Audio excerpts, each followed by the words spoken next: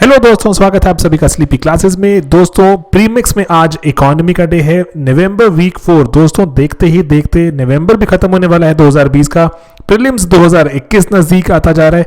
तो दोस्तों थोड़ा क्वेश्चंस का लेवल भी इंक्रीज करते हैं and gradually let's just try to understand a few things जो कि कॉमनली न्यूज में थोड़ा साइड लाइन हो जाती हैं, एग्जिस्ट तो करती हैं लेकिन साइड लाइन हो जाती हैं। ठीक है, तो ट्रांसफरेबल डेवलपमेंट राइट्स TDR क्या कहलाते हैं, IFAD के बारे में जानते हैं। एक नया रिस्क मैट्रिक्स है, मार्केट में थोड़ा पुराना है लेकिन न्यूज में अभी। देन मिशन पूर्वोदया क्या होता है, नेगेटिव यील्ड बॉन्ड ये क्या चीज़ है। ठीक है दोस्तों, तो 2022 के कोर्सेज भी आने वाले हैं, थोड़ा उनको हम स्प्रेड आउट करने की कोशिश कर रहे हैं क्योंकि 21 के कोर्सेज या फिर जैसे 20 के कोर्सेज थे बहुत रैपिड चलते हैं, तो 22 के कोर्सेज में पहले से ही हम चाहते हैं शुरू करना। अप्रॉक्सीमेटली 15 महीने का प्लान रहेगा। ठीक है दोस्तों, तो चलिए इसके बारे में बात करेंगे बाद में। पहले करते हैं पहला सवाल सॉल्व, जो आपने बताना है करेक्ट। ठीक है, ट्रांसफरेबल डेवलपमेंट राइट्स TDR के रिगार्डिंग कौन सी स्टेटमेंट करेक्ट है। पहली स्टेटमेंट, ये अभी रिसेंटली जो फार्मर्स जो हमारा एम्पावरमेंट एंड प्रोटेक्शन बिल आया उसमें इंट्रोड्यूस किया गया इसको पहली बार। देन मार्केट में भी ट्रेड किए जा सकते हैं TDR के सर्टिफिकेट्स। ठीक है दोस्तों, अगर आपने ये स्टेटमेंट्स पढ़ ली है तो बताइए कौन सी इसमें से क्या पूछा गया आपसे करेक्ट है। ऑलराइट दोस्तों, तो 1 2 बोथ या none of these and right answer is यहां पर कि सिर्फ 2 करेक्ट है। दोस्तों ये फार्मर्स वाले बिल से इसका कोई ताल्लुकात नहीं है अभी। पहली बात, जो TDR है ये रियल एस्टेट इंडस्ट्री के बारे में बात करते हैं।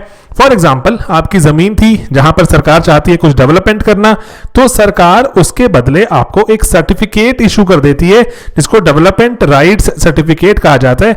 देन जिसका फॉर एग्जाम्पल कि आपका किसी प्राइम लोकेशन में जमीन ली गई, लेट्स से आपसे 100 गज जमीन ली गई प्राइम लोकेशन पर, तो लेकिन जब आप उसके बदले में कहीं और जमीन लेंगे तो आपको ज्यादा जमीन मिलनी चाहिए क्योंकि वो इतनी प्राइम लोकेशन शायद ना हो। तो इस कारण से जो आप DRC जब दिखाते हैं तो DRC दिखाकर आप कहीं और जमीन बना सकते हैं या फिर कुछ उसके बदले आप कैश भी जो ले सकते हैं। बहुत से डेवलपर होते हैं जो चाहते हैं कि आप ये सर्टिफिकेट उनको दे दें ताकि वो जो डेवलपमेंट का जो राइट हो रहा है, फॉर एग्जांपल जिस जमीन पे जो जमीन एक्वायर हुई, ऐसा भी हो सकता है कि आपको उसमें एक जो एक्स्ट्रा फ्लोर मिल जाए, है ना, तो आपको कुछ उसमें कंपनसेट ऐसे भी किया जाता है। तो भारत में 1991 में ये इशू किए गए थे, मुंबई में फर्स्ट टाइम, न्यूयॉर्क से सीखा गया, उसके बाद इंडिया में इसको लगाया गया। एंड अभी जैसे अगर देखें मुंबई में पर्टिकुलरली बहुत बड़ी एक मार्केट भी एग्जिस्ट करती है एंड 1991 में ये इनको लागू किया गया था। तो बहुत तरह के TDRs हैं एंड जैसे इवन जैसे अगर आप देखें अगर जो हमारे देश में देखें तो हेरिटेज TDR हैं, reservation, slum, road, amenity, agriculture, जिनको ट्रेड किया जा सकता है। आप अपना जो राइट है, सर्टिफिकेट है, किसी को सेल कर सकते हैं कि मुझे इस पर्टिकुलर जमीन पर जो मेरा जो राइट था, क्योंकि मैंने कॉम्पनसेशन ली थी एंड कुछ मेरा जो राइट भी था, वो मैं राइट अब किसी और को दे रहा हूं in return of some cash. ठीक है दोस्तों, तो ये आपके ट्रांसफरेबल डेवलपमेंट राइट्स रहते हैं, रियल एस्टेट इंडस्ट्री में बहुत ज्यादा इंपॉर्टेंट रहते हैं। ओके, देन दोस्तों IFAD, इन्होंने रिसेंटली एक रिपोर्ट भी पब्लिश करी। आपने बताना है ये किस इंस्टीट्यूशन की एक स्पेशलाइज्ड एजेंसी है। क्या UN की एजेंसी है ये, या वर्ल्ड रूरल फोरम एसोसिएशन की, बायोवर्सिटी इंटरनेशनल, या इंटरनेशनल कोऑपरेटिव अलायंस। थोड़ा मुश्किल सवाल हो जाता है जब ऑप्शंस मुश्किल हो जाती हैं, लेकिन अगर आपने ढंग से पढ़ाई की है तो कुछ भी मुश्किल नहीं है दोस्तों, क्योंकि ये UN की एजेंसी है। दोस्तों UN की एजेंसी है, रिसेंटली न्यूज में क्यों थी, क्योंकि ये क्लाइमेट फाइनेंस पर इसने एक रिपोर्ट पब्लिश करी। इसने बताया कि जो क्लाइमेट के लिए, जो क्लाइमेट से बदलाव हो रहा है, देखो दोस्तों क्लाइमेट से जब बदलाव होगा तो उससे फार्मिंग कम्युनिटी का भी बहुत नुकसान होगा। तो ये जो IFAD ने, जो international fund for agriculture development है, उसने बताया कि जो बहुत सा जो पैसा आ रहा है जो क्लाइमेट फाइनेंस या क्लाइमेट चेंज से निपटने के लिए, वो बहुत थोड़ा सा ही पैसा, बिल्कुल minuscule amount of money is going towards agriculture की तरफ जो बहुत कम जा रहा है एंड फार्मर्स तक तो पहुंच ही नहीं रहा। तो भारत में 21.5 करोड़ जो छोटे और मार्जिनल फार्मर्स हैं, तो उन पर बहुत बड़ी आपदा आ सकती है। इनफैक्ट दोस्तों अखबार में आर्टिकल है, वो बताता है कि इवन जो हमारे देश में जो मिनिस्ट्री ऑफ अर्थ साइंसेज है वो मेंशन भी ये करती है कि भारत में ड्रॉट्स बढ़ गए हैं एंड एवरेज टेम्परेचर, रेनफॉल सब कुछ ही बढ़ गया है, सूखा भी ज्यादा पड़ता है एंड बारिश भी ज्यादा आती है। तो ये जो एक्सट्रीम इवेंट्स बहुत ज्यादा बढ़ गए हैं पिछले कुछ जो दशक में। एंड देन उसके बाद जो मिनिस्ट्री हमारी इन्वायरमेंट फॉरेस्ट की मिनिस्ट्री है वो बताती है कि भारत में हमें अलग फंड की रिक्वायरमेंट नहीं है, क्योंकि हमारे पास 8 मिशन चल रहे हैं जो नेशनल एक्शन प्लान चल रहा है क्लाइमेट चेंज का, उसमें मिशन है, तो सेपरेट कोई बजट की रिक्वायरमेंट नहीं है, सेपरेट बजट सरकार दे नहीं रही, ठीक है। इवेंट्स बढ़ गए एंड जो हमारा जो क्लाइमेट फाइनेंस था यूएन की तरफ से वो हमारे तक किसानों तक पैसा, किसान वहां पैसा उसका अवेल नहीं कर पा रहे, तो यहां बहुत एक चिंता का माहौल हो सकता है। IFAD अपनी रिपोर्ट में यही बताती है एंड अकॉर्डिंगली IFAD पर सवाल, ठीक है। यूएन की स्पेशल एजेंसी है एंड इसका भी हेडक्वार्टर्स कहां पर है, रोम में। जो हमारी इवन जो वर्ल्ड फूड प्रोग्राम FAO जो फूड एंड एग्रीकल्चर ऑर्गेनाइजेशन, ये फूड सिक्योरिटी, पॉवर्टी रिडक्शन वगैरह पे काम करते हैं, ये सभी के जो हेडक्वार्टर्स हैं कहाँ, इटली, रोम में ही है। ऑलराइट, तो उसके बारे में आप और भी पढ़ सकते हैं एंड अकॉर्डिंगली अपने आप को मजबूत बनाइए क्वेश्चन ताकि टैकल कर पाए। चलिए नया यहां पे सवाल देखते हैं दोस्तों, ये है ग्लोबल ब्राइबरी रिस्क मैट्रिक्स। दोस्तों ट्रांसपेरेंसी इंटरनेशनल भी जो ब्राइब्स एंड एटसेट्रा पे काम करती है, करप्शन पर, तो उसका सवाल प्री और मेंस दोनों में पूछा जा चुका है, बहुत ज्यादा प्रिपेयर करते हैं। एक नया रिस्क मैट्रिक्स भी है जिसके बारे में बात करें तो बताइए इसको रिलीज कौन करता है, IMF, लैंसेट, ट्रेस या ऑक्सफैम। ऑलराइट, तो यहां पर पढ़ा है तो मुश्किल तो कुछ भी नहीं, अगर नहीं पढ़ा तो बहुत मुश्किल सवाल हो सकता है। एंड राइट आंसर इज ये एजेंसी है ट्रेस। ट्रेस इसको जो निकालती है उसने भारत को 194 देशों में 77th पोजीशन पर रखा, 45 का स्कोर। दोस्तों जितना ज्यादा स्कोर उतना जो आपके यहां पर करप्शन या ब्राइबरी के चांसेस बढ़ते रहते हैं। तो अगर हम अपने पड़ोसियों के हिसाब से देखें, पाकिस्तान, चाइना, नेपाल, बांग्लादेश, भारत थोड़ा बेटर नजर आता है, लेकिन कंपेयर टू भूटान इंडिया जो पीछे रह गया। एंड देन जो कुछ कंट्रीज हैं जो आगे निकल गई, जो बहुत ही आगे हैं, जो स्कैंडिनेवियन कंट्रीज हैं एंड न्यूजीलैंड एटसेट्रा, ये लोएस्ट हैं। देन कुछ कंट्रीज बहुत पीछे भी हैं। तो इसके बारे में अगर हम इनके इंडेक्स में देखें कि कौन से फैक्टर्स हैं, तो 4 फैक्टर्स पर काम करती है। बस थोड़ा साइड में हमें दिमाग में रखना पड़ेगा, कभी हमसे सवाल पूछ लें, जो कि सरकार से कितनी बिजनेस इंटरेक्शन रहती हैं, गवर्नमेंट से एंटी ब्राइबरी हमारे यहाँ पर जो देखें, जो डेटरेंस एंड इन्फोर्समेंट कैसी है, सरकार एंड सिविल सर्विसेज की ट्रांसपेरेंसी कैसी है, एंड अकॉर्डिंगली कैपेसिटी क्या है हमारी सिविल सोसाइटी की, जो समाज है उसकी क्या कैपेसिटी है, इंक्लूडिंग मीडिया। तो ये भारत में यहाँ पर स्कोर मिक्स्ड रहा, इंडिया कहीं बीच बेचारे कहीं रह गया बेचारा। एंड दोस्तों प्लीज एक बात का ध्यान रखिए, एथिक्स में भी आप इसको कोट कर सकते हैं। एथिक्स में ऐसे बहुत से सवाल पूछे जाते हैं, इन रिपोर्ट्स का वहां मेंशन करेंगे। करंट अफेयर्स आपकी मदद करेंगे एथिक्स में और नंबर लाने की। चलिए दोस्तों अब आगे बढ़ते हैं यहां पर कि यहाँ पर जो नेक्स्ट क्वेश्चन है, इट इज अबाउट मिशन पूर्वोदया। आसान सवाल है, बहुत ज्यादा न्यूज में था तो इसीलिए थोड़ा मैं इसको आसान मानूंगा। तो लॉन्च किसने किया था, एग्री मिनिस्ट्री ने, होम अफेयर्स ने, स्टील मिनिस्ट्री ने, ये केमिकल्स फर्टिलाइजर वाली मिनिस्ट्री ने। ठीक है दोस्तों, मुश्किल सवाल नहीं है, ये आपको आना चाहिए, मैं मानता हूं। करंट अफेयर्स फॉलो करते हैं, अखबार पढ़ते हैं। तो राइट आंसर इज स्टील वाली मिनिस्ट्री ने इसको किया था, क्योंकि अभी नॉर्थ ईस्ट में एंड ईस्टर्न जो हमारी जो हमारा देश है, पर्टिकुलरली जो पार्ट है ओडिशा, झारखंड, छत्तीसगढ़, यहाँ पे बहुत हमारा जो स्टील प्रोड्यूस होता है, ईस्टर्न रीजन को डेवलप करना है, तो वहां पे स्टील को प्रमोट करना बहुत जरूरी है। कोल की अवेलेबिलिटी है वहां पर, इवन हमारे स्टील प्लांट्स सभी वहीं सिचुएटेड हैं, तो वहां पे कैपेसिटी ऐड करने की बात कर रहे हैं। दोस्तों आप मुझे बताइए कमेंट्स में, अगर आप यहां तक पहुंच गए, देख रहे हैं, तो मुझे बताइए भारत का स्टील प्रोडक्शन में रैंक क्या है। ठीक है, स्टील प्रोडक्शन में रैंक बताना आपने मुझे, ठीक है, ओके।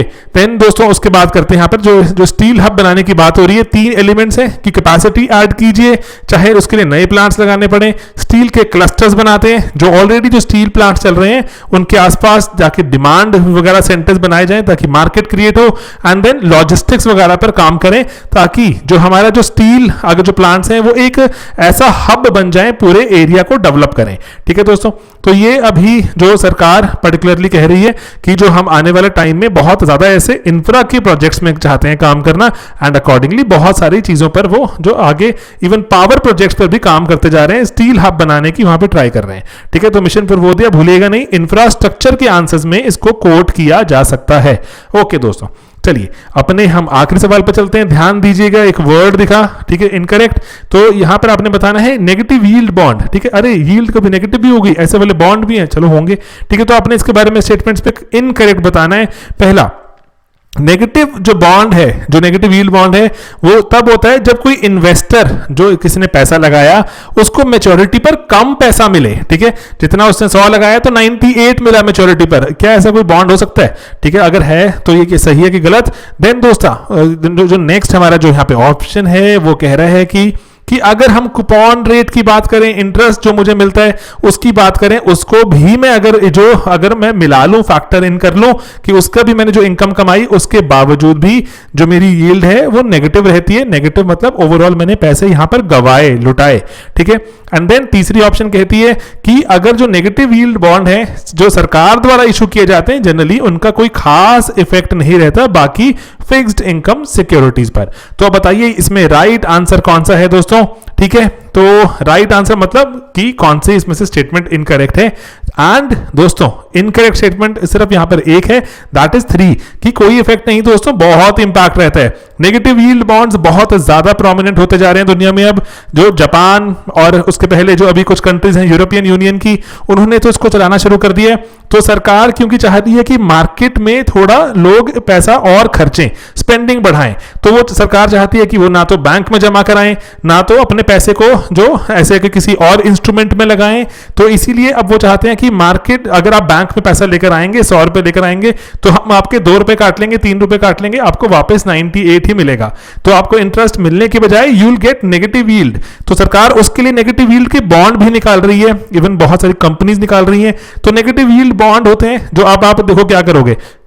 लेट्स से एक बॉन्ड ए है, 100 रुपए लगाओगे 98 देगा, बॉन्ड बी है 100 लगाओगे 97, 96 एंड लेट्स से डी है 95 देगा। तो आप कौन से में लगाना चाहोगे? आप लगाओगे सर जो सबसे कम पैसा मेरा काटे उसी में पैसा लगाता हूं। तो ये इसी तरह की एक मार्केट डेवलप होती जा रही है जो कि वर्ड्स आपको जो यील्ड्स मिल रही हैं उससे बचा ले, ठीक है। थोड़ा पैसा आपका वहां सेव कर ले। अगर आपको पैसा नहीं खर्चना तो कम से कम आपका बहुत ज्यादा लॉस ना हो इनमें रखने का। तो लेकिन अभी जैसे यूरोप जापान में ओवरऑल देखें, जहां पे सरकार अभी सब जीरो जो हमारा डेट चल रहा है, सब जीरो मतलब जो इंटरेस्ट रेट बहुत लो चल रहा है, ठीक है, जीरो से भी नीचे आ गया। मैंने जैसे बताया कि पैसा डालेंगे तो खर्च आपका सरकार पैसा काट लेगी, ठीक है। तो उसमें आप वर्स जो सिचुएशन है उसमें थोड़ा लेस वर्स ढूंढने की ट्राई करते हैं, ठीक है, जो थोड़ा सा आपका कम पैसा जहां पे कटे। एंड अकॉर्डिंगली जो सरकार जब ऐसा करना शुरू करती है तो बाकी फिक्स्ड इनकम सिक्योरिटीज में बहुत ज्यादा स्पिल ओवर इफेक्ट होता है। कंपनीज जो उधार इशू कर रही हैं, कंपनी जो डेट इशू कर रही हैं, वो उसमें भी नेगेटिव यील्ड की बात आ जाती है। तो इसलिए गवर्नमेंट जब भी कहीं काम करेगी, स्पिल ओवर इफेक्ट तो बहुत ज्यादा होंगे, ठीक है दोस्तों। तो ये कुछ हमारे जो इंपॉर्टेंट जो चीजें थी नेगेटिव यील्ड बॉन्ड का, आप ग्राफ देख सकते हैं। इवेंचुअली अगर आप रखेंगे पैसा एंड तक तो you will and up losing money, alright. तो ये था हमारा लेक्चर का जो पूरा आज का 5 इंपॉर्टेंट क्वेश्चन थे मेरे हिसाब से, बहुत ज्यादा जो डेप्थ को टच करते हैं। यूपीएससी में सवाल पूछे जाते हैं, थोड़ा मुश्किल रहते हैं।